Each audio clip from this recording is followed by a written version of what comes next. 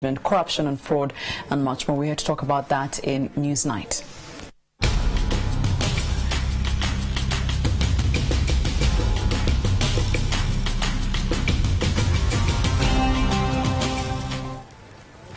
Joining me is the State Minister for Relief and Disaster Preparedness, Mr. Musa Echweru, Honorable Musa Echweru. And I know you're always very keen on talking about any issue that arises, so I'm glad to have you in this seat. Flavia, I'm particularly pleased that you've been kind to invite government to share what happens, the challenges. You don't mince words, you tell the truth. I try. You try. Yeah. So if we have the most welcoming policy on refugees. Last year, just months back, we were being praised, given praises, and everyone looking at us and actually wanting to make us a case study to see how. How is it a country that has questions on unemployment, on all the other parts of the economy, still can welcome that many refugees? And you told me it's actually not 1.3, it's now 1.4 million. We're still bringing in more.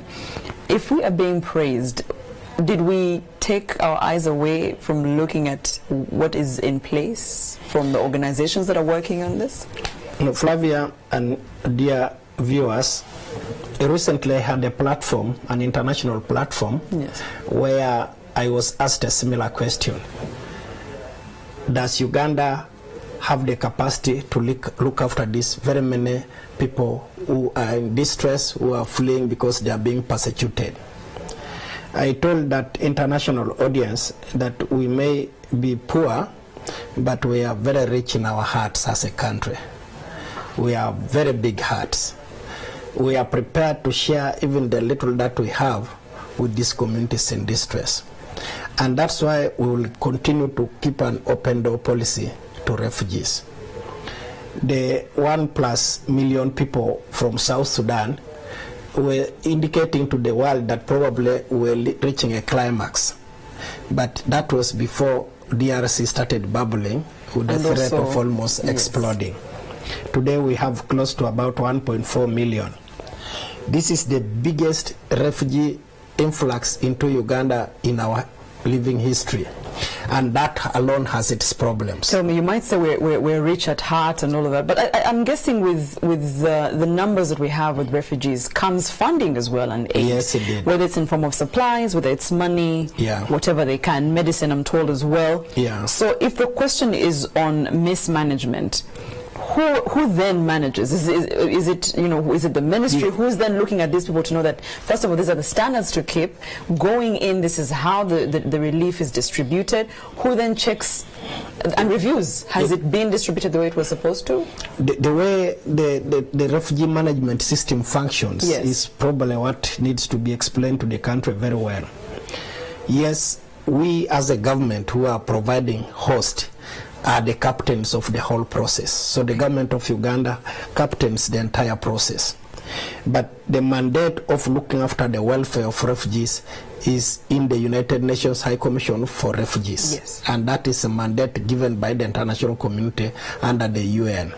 Now what then happens is, like, the Uganda government working with the UN partners and mobilizes resources through the international system to support these very vulnerable people. So the UN again works with the Uganda government. We cannot run away entirely from it. So the UNHCR actually is the one coming up with this allegation, saying that this is what's happening on ground. So now then what happened was the UNHCR is supervised by the government of Uganda, a department responsible for refugees.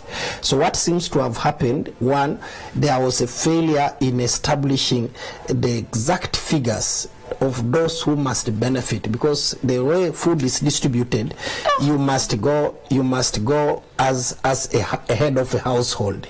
Now what these people get for the entire household? Yes, the entire household yes, precisely.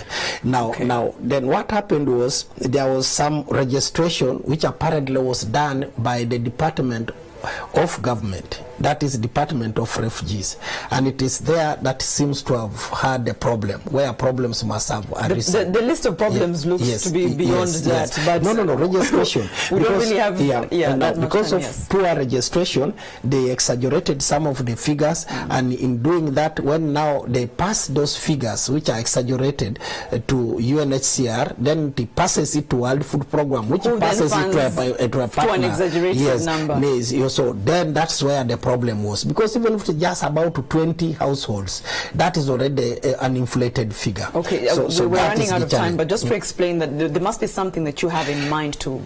So what we have done, yes, we are now going for another biometric registration for the entire system. It's going to be expensive. It's something that... But this biometric will work. Yes, fortunately, we are now using the UNHCR tested system, a global tested system.